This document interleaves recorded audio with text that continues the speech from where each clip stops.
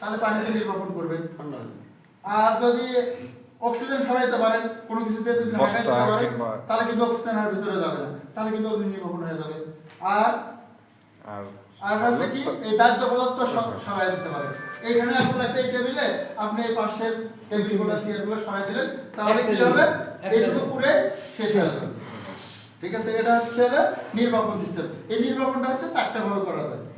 একটা হচ্ছে cooling system, পানি দিয়ে, আর হচ্ছে একটা হচ্ছে স্মুদারিং পদ্ধতিতে, মানে হচ্ছে অক্সিজেন সীমিত করে। আর একটা কি স্টারভিশন, মানে দাহ্য বস্তু অপসারণ করে। আর পয়জনিং দ্য ফ্লেম, মানে এই যে কেমিক্যাল দ্বারা আমরা অগ্নি নির্বাপন করি। ঠিক আছে, এই চারটা ভাবে অগ্নি নির্বাপন করা হয়। এখন হচ্ছে আগুনটা কত শ্রেণীতে, আমরা কয়টা শ্রেণীতে ভাগ করছি। ঠিক আছে, এই শ্রেণীর আগুনটা কি, এই শ্রেণীর আগুনটা হচ্ছে কঠিন পদার্থের আগুন। কঠিন পদার্থের আগুন, কঠিন পদার্থটা কি